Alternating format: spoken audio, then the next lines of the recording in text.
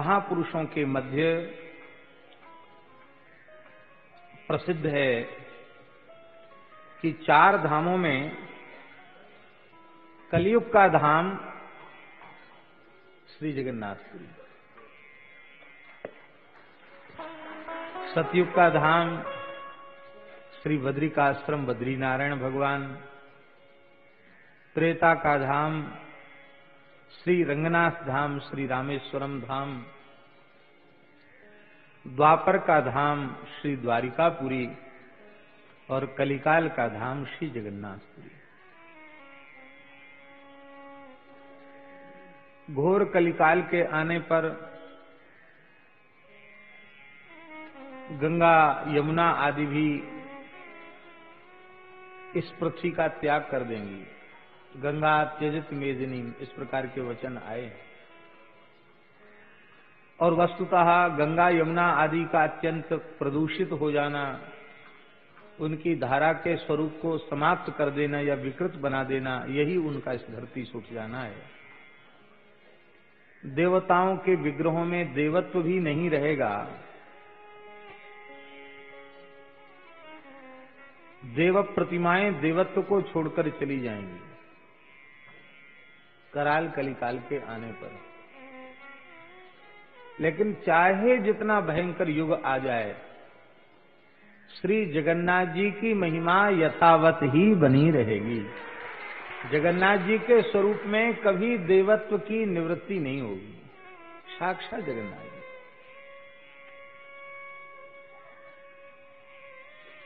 अन्य अन्य तीर्थों में जाने से न जाने कौन कौन से क्लिष्ट साधन करने पड़ते हैं, तब जीव को लाभ की प्राप्ति होती है।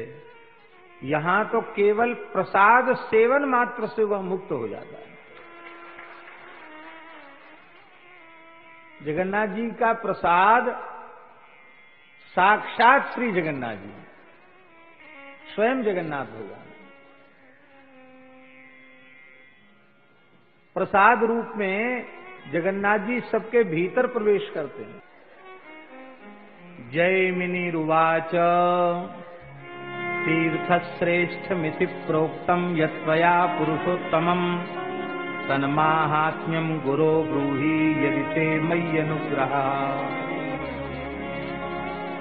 भगवान कृष्ण द्वैपायन व्यास जी के शिष्य महर्षि जैमिनी अपने पूज्य गुरुदेव भगवान व्यास जी से पूछ रहे हैं कि हे भगवान, आपने तीर्थों की महिमा के प्रसंग में यह कहा कि श्री जगन्नाथ श्रेष्ठतम तीर्थ है। पुरुषोत्तम तीर्थ को आपने सर्वोपरि कहा, लेकिन इसकी महिमा आपने नहीं सुनाई। आप कृपा करके इसकी महिमा सुनावें।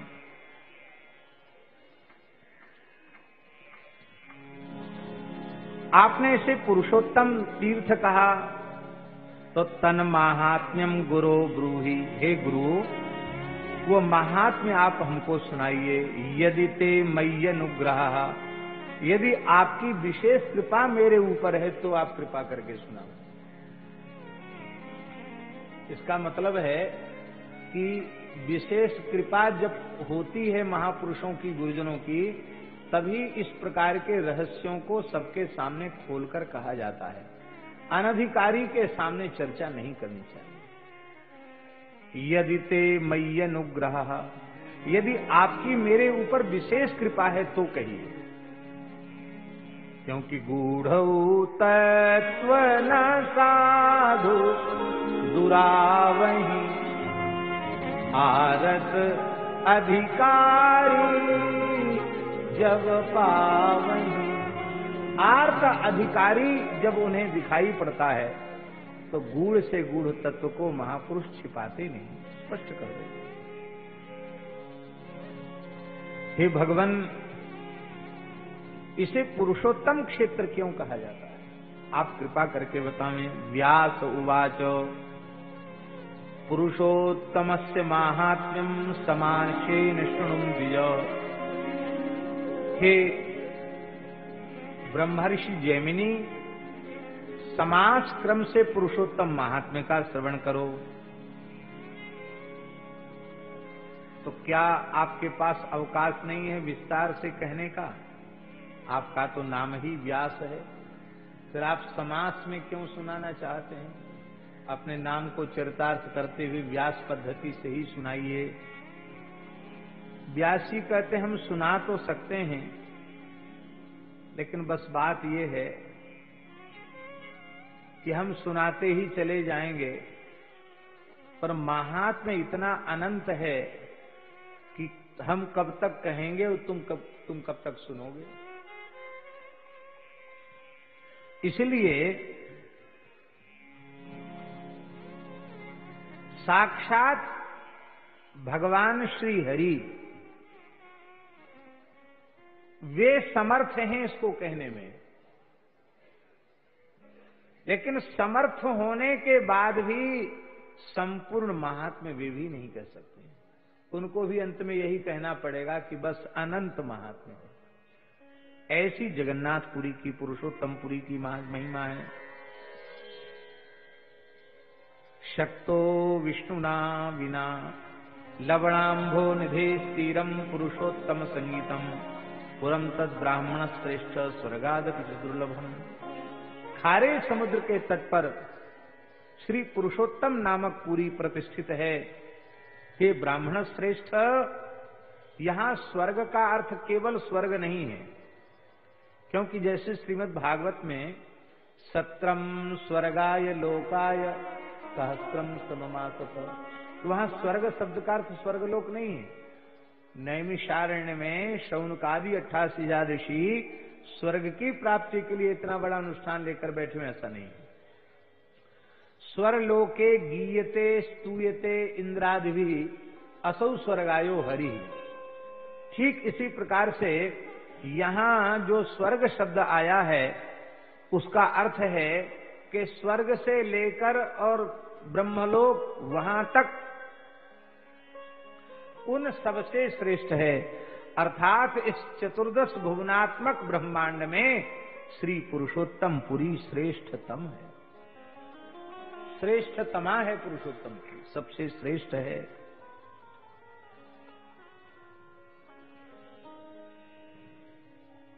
कहते इसका नाम पुरुषोत्तम पुरी क्यों नाम है? कहते हैं कि इस पुरी के रूप में स्वयं पुरुषोत्तम ही विराजमान है।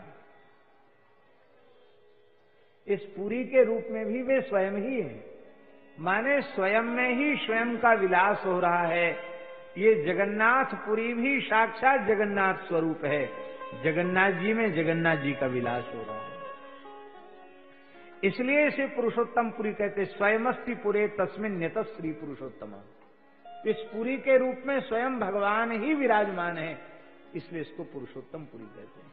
क्योंकि पुरुषोत्तम श्री कृष्ण का ही नाम है, भगवान जगन्नाथ का ही वाचक है।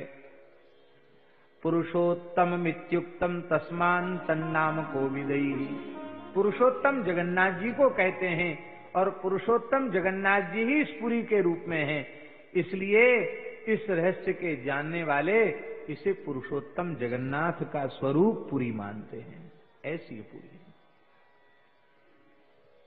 तब प्रश्न उठा कि जगन्नाथपुरी कितनी लंबी चौड़ी है, कहां तक है जगन्नाथपुरी? श्री क्षेत्र मंदिर से लेकर गुंडीचा तक कि आगे बाली घाई में जो रामेश्वर महादेव हैं, शंख क्षेत्र, वहां तक कहां तक है? तो महाराज जी पद्म पुराण के इस 18वें अध्याय में तो लिखा है 5वें श्लोक में, क्षेत्रम तद दुर्लभम विप्र समन्तात 10 योजनम। 10 योजन का समन्तात माने चारों ओर से ये 10 योजन है। 10 योजन का अर्थ है 40 कोस। 40 कोस का अर्थ है 120 किलोमीटर के क्षेत्रफल में श्री जगन्नाथपुरी विराजमान है। इसके प्रमाण के अनुसार है, स्कंद पुराण में भी लिखा है, बाबा बोल रहे हैं 10 योजन तक पुरुषोत्तमपुरी है। तो हम तो समझते हैं कि संभवतः ये भुवनेश्वर भी उसी के वो है कटक तक, कटक के भी और आगे। लो साहब, धन्य, बोलो जगन्नाथ महाप्रभु की। कितने उदार हैं जगन्नाथ जी, अपनी सीमा को भी खूब है, कोई संकोच का काम नहीं। इस 10 योजन में रहने वाले जो लोग हैं वो कैसे हैं? कहते तत्रस्थ देहिनो देवैर दृश्यन्ते चतुर्भुजा। देवता लोग इस 120 किलोमीटर के क्षेत्रफल के लोगों का दर्शन करते हैं, तो इस 120 किलोमीटर के क्षेत्र में उन्हें मनुष्य नहीं दिखाई पड़ते हैं, देवताओं को सर्वे चतुर्भुजा। अब हम लोगों को दिखाई नहीं पड़ रहा है, लेकिन यहां हम आप सब जितने बैठे सब 4-4 भुजा वाले हैं। हाँ, जगन्नाथपुरी में प्रवेश करते ही सब चतुर्भुज हो जाते हैं, प्रवेश करते ही। हमारे श्री वृंदावन महात्म्य के संबंध में श्री प्रबोधानंद जी महाराज ने अनुग्रह किया है। वृंदावन की सीमा में कोई कीड़ा मकोड़ा प्रवेश कर ले, वो सच्चिदानंद घन श्री कृष्ण का स्वरूप हो जाता है। यत्र प्रविष्टो सकलोपि जंतु आनंद सच्चिद घनताम उपैति। अग्नि में पड़ी हुई वस्तु आग बन जाती है, ऐसे ही धाम में जो वस्तु आ गई, जड़ हो चेतन हो, वो भगवत स्वरूप हो जाता है। पुरुषोत्तमपुरी में आने वाले सब चतुर्भुज रूप हो जाते हैं। तत्रस्थ देहिनो दैवीर दृश्यन्ते च चतुर्भुजाः प्रविशन वै तु तत्क्षेत्रम सर्वेषु विष्णुमूर्तयः। प्रविशन वै तु तत्क्षेत्रम, इस पुरुषोत्तम क्षेत्र में प्रवेश करते ही जीव विष्णु मूर्ति हो जाता है। तस्माद् विचारणा तत्र न कर्तव्या विचक्षणैः। इसलिए विद्वान पुरुष को चाहिए कि पुरुषोत्तमपुरी में प्रवेश करने के बाद फिर विचार न करे।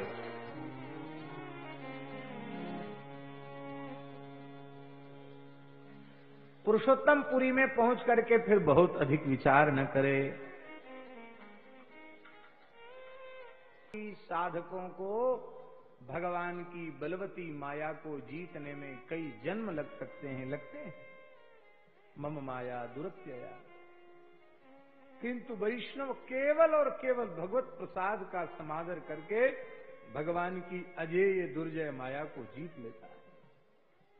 परम भागवत उद्धव जी कह रहे हैं, त्वयोपभुक्त सृगंध वासो लंकार चर्चिता उच्छिष्ट भोजनो दासास तव मायाम जय।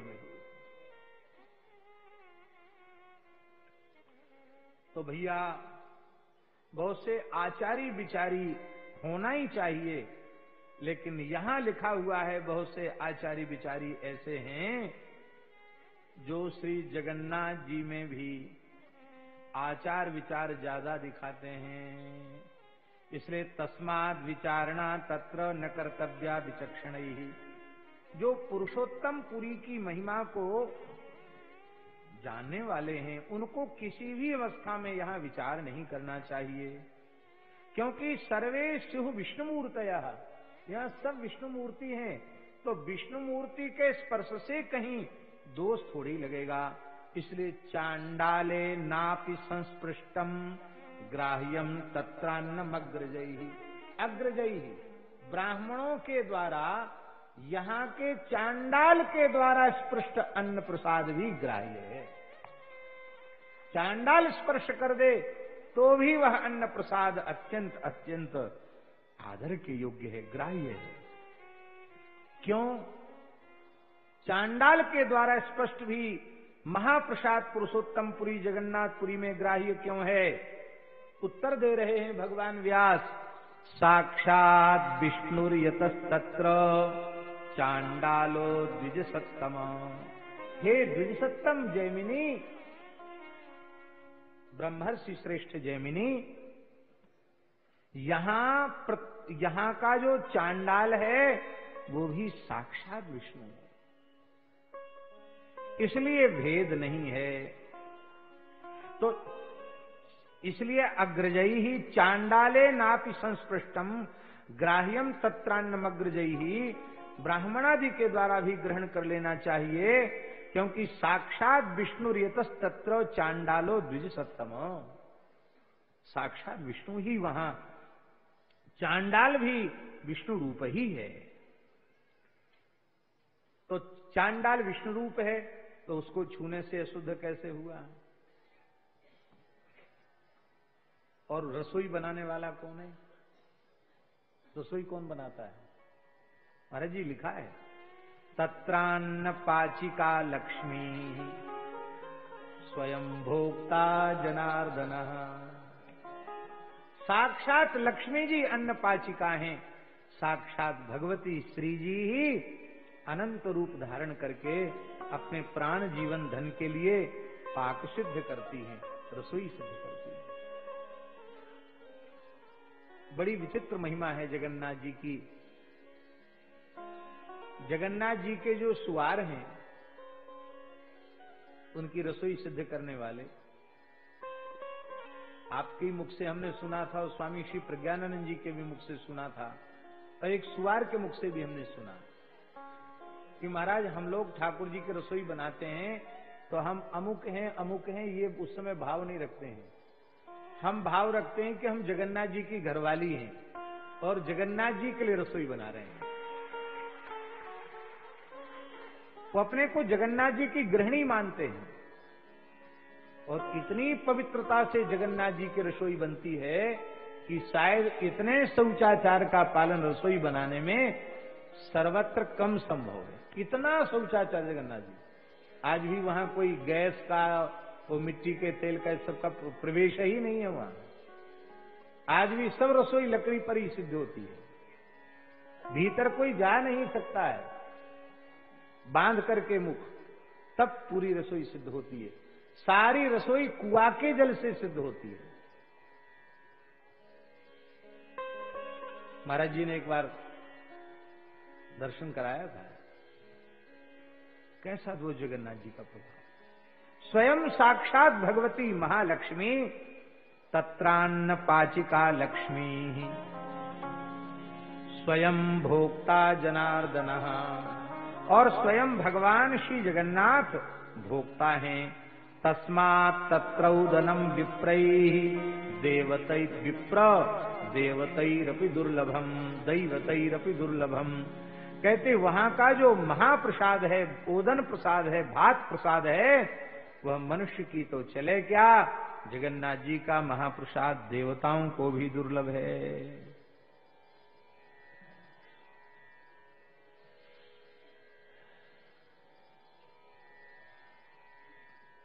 संसार में सबसे दुर्लभ चीज क्या है? व्यासी कह रहे हैं सबसे दुर्लभ चीज संसार में क्या है? हरिभुक्ता वशिष्टम यत् पवित्रम भुवि दुर्लभम अन्नम ये भुंजते लोकास्तेषां मुक्तिर्न दुर्लभा। भगवान के पा लेने के बाद जो अवशिष्ट है, बचा हुआ है, वो जो भगवान का प्रसाद है,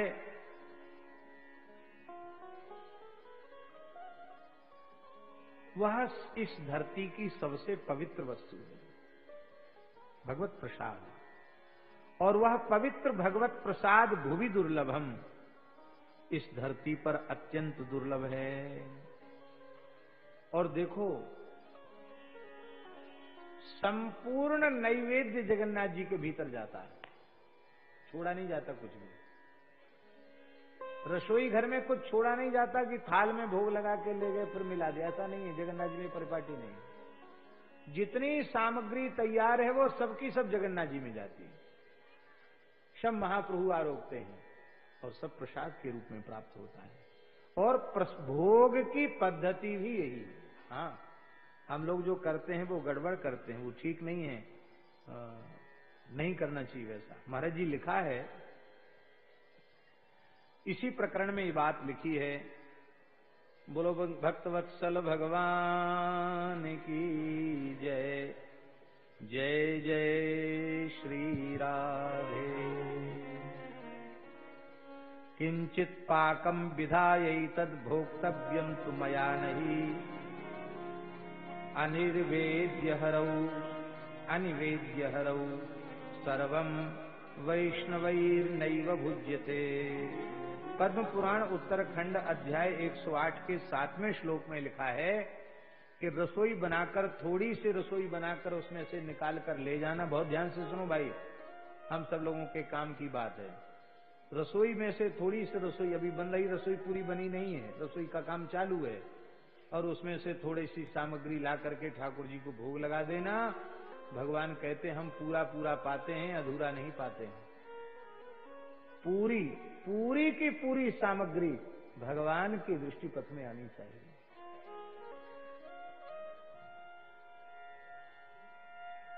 अनिवेद्य हरौ सर्वम, भगवान को संपूर्ण निवेदन किए बिना वैष्णवैर नैव भुज्यते।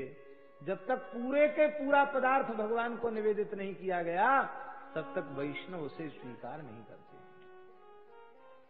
लेकिन अब बात यह है कि हमको गरम गरम रोटी खानी है, ऊपर से गुब्बारा सी फूलते हुए कड़की से करके आवे, तब हमारी थाली में आवे, तो भैया प्रसाद के नाम पर पदार्थ का आस्वादन करते हैं। कैसे प्रसाद का लाभ मिलेगा? हमारे वृंदावन में भी श्री राधा रमण लाल जी में, राधा वल्लभ जी में संपूर्ण रसोई संपन्न हो जाती है, तब ठाकुर जी तो वहीं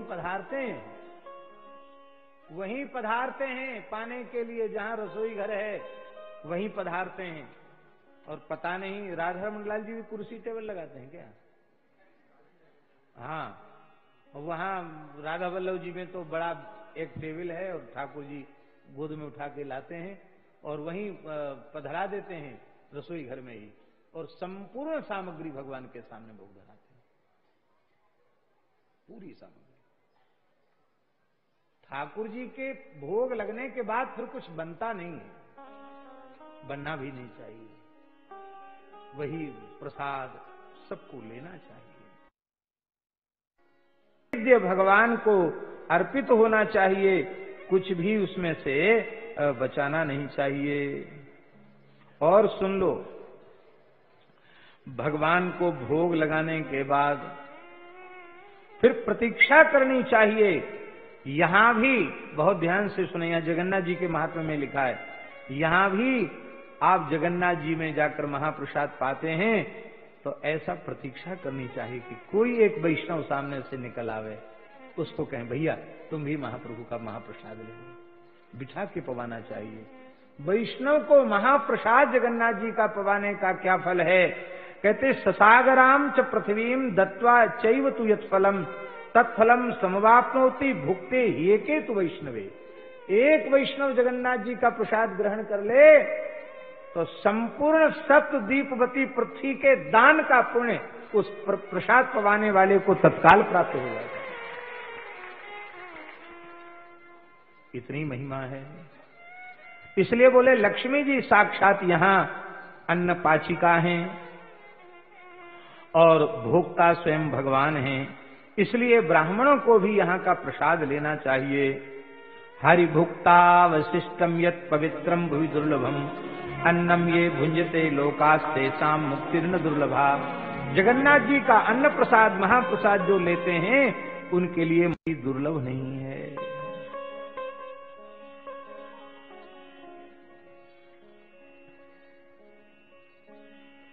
कहते हैं भैया कहां तक कहें, जगन्नाथ जी के महाप्रसाद के लिए ब्रह्मादि देवता भी तरसते हैं।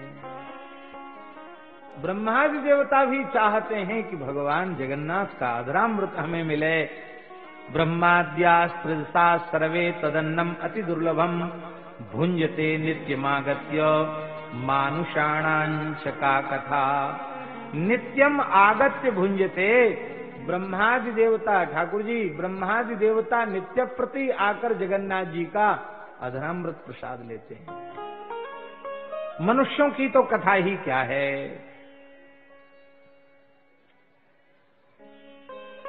अब एक बात और कह रहे हैं, जगन्नाथ जी के महाप्रसाद में जिस भाग्यहीन का चित्त रमण नहीं कर रहा है, न यस्य रमते चित्तम तस्मिन नन्हे सुदुर्लभे, इस अत्यंत सुदुर्लभ जगन्नाथ जी के महाप्रसाद में जिसका चित्त रमण नहीं कर रहा है, आनंद का अनुभव नहीं कर रहा है, तमेव विष्णु द्वेष्टारम प्राहु सर्व महर्षया, सारे महर्षि जो जगन्नाथ जी के अन्न प्रसाद में रस का आस्वादन नहीं करते हैं, सारे महर्षि उसको विष्णु द्रोही मानते हैं। प्रसाद का द्रोही विष्णु का द्रोही है, प्रसाद का भक्त विष्णु का भक्त है। क्या नहीं? बोलो श्री जगन्नाथ महाप्रभु की जय। कहते पवित्रम भुवि सर्वत्र यथा गंगा जलम द्विज, तथा पवित्रम सर्वत्र तदन्नम पापनाशनम। जैसे गंगाजल सदा पवित्र ही होता है, ऐसे ही महाप्रसाद भी सदा पवित्र ही होता है, साक्षात परब्रह्म स्वरूप है। क्रकच के उदर में प्राप्त अन्न भी, उगला हुआ अन्न भी अघ को नष्ट करने वाला है, ऐसा महाराज जी ये जगन्नाथ जी का महाप्रसाद है। पूर्वार्जितानि पापानि क्षम्यास्यन्ति यस्य वै भक्ति प्रवर्तते यस्य तस्मिन् नन्हे सुदुर्लभे। 14वें श्लोक में लिखा है, जिसके अनंत जन्मों के पाप नष्ट हो जाते हैं, उसकी जगन्नाथ जी के महाप्रसाद में भक्ति उत्पन्न हो जाती है। सारे पाप नष्ट हो जाएंगे तो जगन्नाथ जी के प्रसाद में विशेष भाव जागृत हो जाएगा। और सुन लीजिए, अनेक जन्मों का पुण्य उसी समय नष्ट हो जाता है जब जगन्नाथ जी के प्रसाद में व्यक्ति विचार करने लग जाता है कि अरे आज तो अमुक त्योहार है, आज अमुक है, पता नहीं इसने छू दिया, उसने छू दिया, ये कच्चा है, ये पक्का है, ऐसा विचार करने लग जाता है, उसके अनंत जन्मों के पाप पुण्य तत्काल नष्ट हो जाते हैं। बहुजन्मार्जितम पुण्यम यस्य यास्यति संशयम तस्मिन्नन्ने द्विजस्त्रे में तस्मिन्नन्ने द्विजश्रेष्ठ तस्य भक्ति न जायते। अनंत जन्मों के पुण्यों का जिसका नाश हो जाता है, उसकी जगन्नाथ जी के महाप्रसाद में भक्ति उत्पन्न नहीं होती है।